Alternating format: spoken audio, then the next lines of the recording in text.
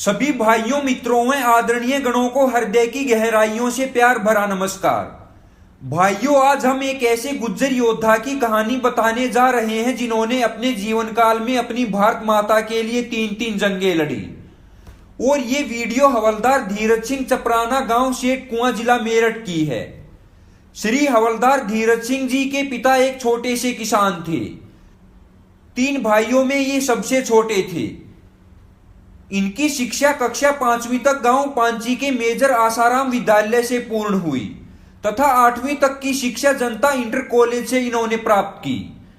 घर की परिस्थितियों के कारण इनकी पढ़ाई 8वीं कक्षा के बाद रोक दी गई तथा उसी समय से इन्होंने फौज में जाकर देश सेवा करने का लक्ष्य साध लिया।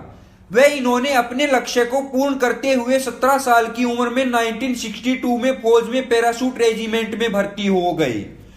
इनकी ट्रेनिंग आगरा के पैरा ट्रेनिंग सेंटर के खेरिया कैंप व फतेहगढ़ में पूर्ण हुई। उस समय पैराशूट रेजिमेंट के कमांडेंट कर्नल भूमिचंद चौहान थे तथा इनकी ट्रेनिंग कमांडेंट कर्नल कामा ने नंगे बदन ही करवाई थी।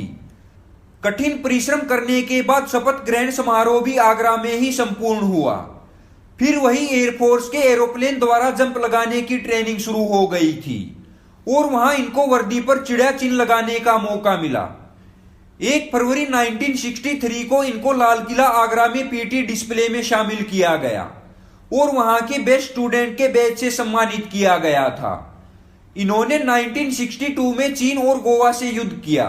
उस समय इनकी उम्र सिर्फ 18 वर्ष की थी, जिसमें हिंदुस्तान ने गोवा से जीत हासिल की, लेकिन चीन से हार का सामना करना पड़ा। इसके उपरांत 1965 की लड़ाई का बिगुल बज गया और इनकी पहली लड़ाई के कुछ समय बाद ही इन्होंने अटारी बॉर्डर की तरफ कूच किया। वे अपने हथियार संभाले। ये लड़ाई लड़ते लड़ते लाहौर से केवल 5 किलोमीटर ही दूर रह गए थे और इन्होंने व इनके साथियों ने दुश्मनों के टैंकरों को नष्ट व पुलों को ध्वस्त करके विजय प्राप्त की। इसके उपरांत सीज फायर हो गया। वह पाकिस्तान हिंदुस्तानी हौसलों के आगे झुक गया। यह लड़ाई 17 दिन तक लड़ी गई थी। श्री धीरज चपराना पाकिस्तान के डुगरी शहर में 53 दिन तक रहे। इसके बाद 1970 में ये सिक्किम पोस्टेड हो गए और 1971 में पश्चिमी पाकिस्तान, जिसको आज बांग्लादेश भी कहा जाता है, वहां पाकिस्तान से द्वितीय युद्ध शुरू हो गया।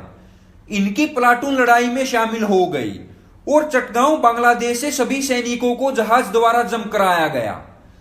वहां इन्होंने व इनके साथियों ने जंग करते हुए जनरल जगजीत सिंह अरोड़ा के नेतृत्व में 93,500 पाकिस्तानी सैनिकों को बंदी बनाकर भारत के नाम विश्व रिकॉर्ड बनाया। वह भारी जीत हासिल की और 1971 की यह लड़ाई 13 दिन में समाप्त हो गई। दोनों देशों के बीच कुछ समझौतों के बाद 1973 में कैदी वापिस होने लगे।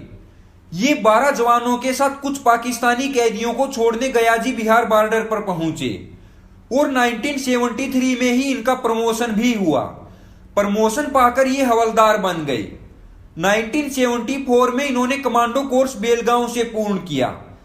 वह 5 साल कठिन परिश्रम करने के बाद 1977 में फिर से पाकिस्तान बॉर्डर पे तैनात हो गए और यहां इन्होंने 106 mm RCM गन का कोर्स भी किया।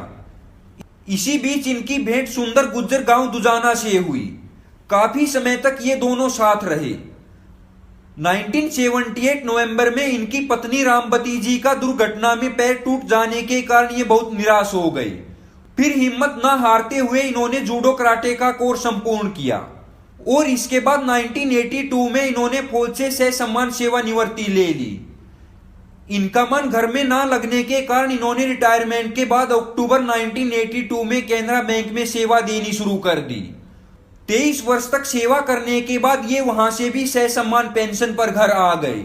आज ये अपने आवास पर अपने सुपुत्र कमांडेंट श्री वेदपाल चपराना, पौत्र दिग्विजय सिंह चपराना व परिवार के साथ सक्षम जीवन यापन कर रहे हैं। योद्धाओं के योद्धा हवलदार धीरज सिंह को सत सत प्रणाम।